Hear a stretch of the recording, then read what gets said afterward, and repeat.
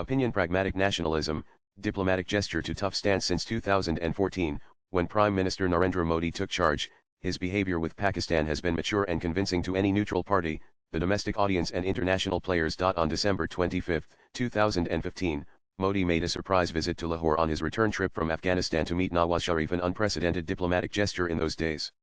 He also asserted the strong and trusting relations between the two nations and advocated for regional peace and prosperity. Just 1 week after Modi's visit to Lahore, on January 2, 2016, India witnessed the Pathankot air base attack. Pakistan played a double game and requested an independent inquiry. Modi gave them a chance and formed an independent inquiry into the attack.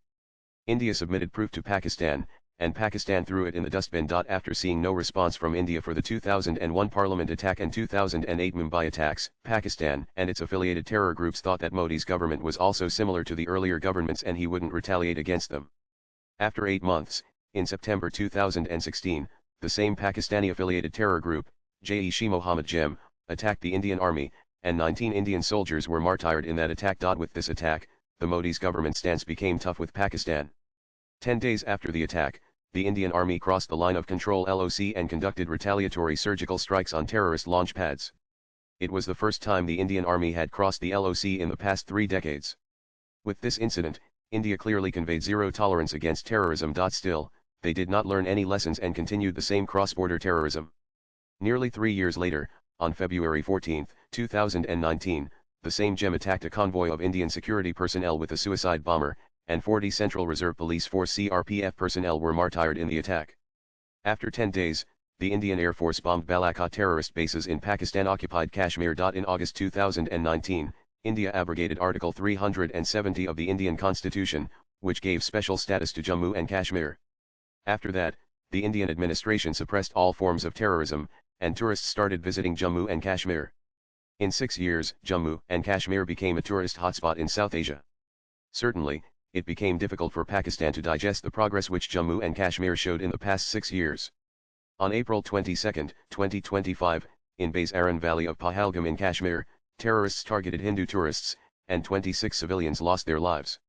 The incident was claimed by the Resistance Front (TRF), supported by UN-banned Pakistani terrorist organization Lashkar-Toiba. After the incident, for the first time in the history of Kashmir, civilians came forward voluntarily onto the roads and showed solidarity and offered condolences to the lost lives. In retaliation to the Pahalgam attack, the Indian Air Force attacked 9 terror bases in Pakistan and Pakistan-occupied Kashmir, including Jem's headquarters, Bahawalpur, and Let's headquarters, Murdaik, which are in Pakistan. For the first time since the 1971 war, India attacked inside Pakistan along the international border. This retaliatory attack clearly indicates India's approach towards terrorism and its state sponsor. Reports say that more than 100 terrorists were killed in the strike, including unrecognized terrorists and 14 members of Jem chief Masood Azhar's family. Prior to that, India had suspended the Indus Waters Treaty (IWT) of 1960 with Pakistan, which was brokered by the World Bank. Since the inception of the treaty, no government in India talked about the suspension of the treaty, including during the 1971 war with Pakistan.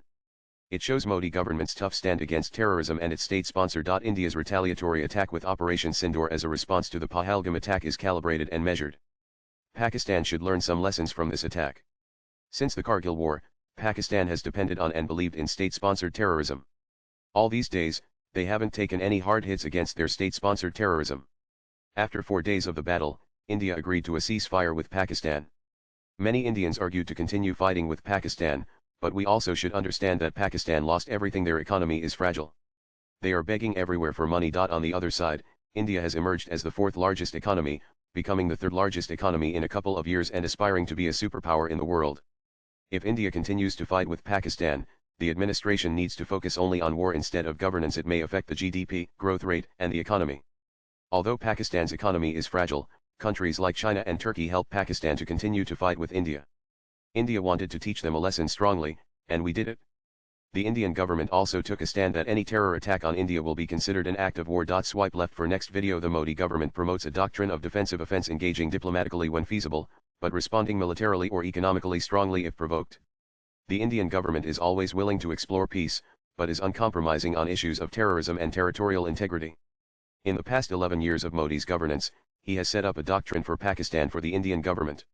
Civilian expectations for retaliatory strikes on each terror strike will go high. It may be challenging for future Prime Ministers of India to carry forward his doctrine on Pakistan. Dr. K. Venkat Krishna Rao is an assistant professor, NIT Warangal, and visiting fellow, India Foundation, New Delhi. Views expressed in the above piece are personal and solely those of the author. They do not necessarily reflect News 18's views. Latest blogs.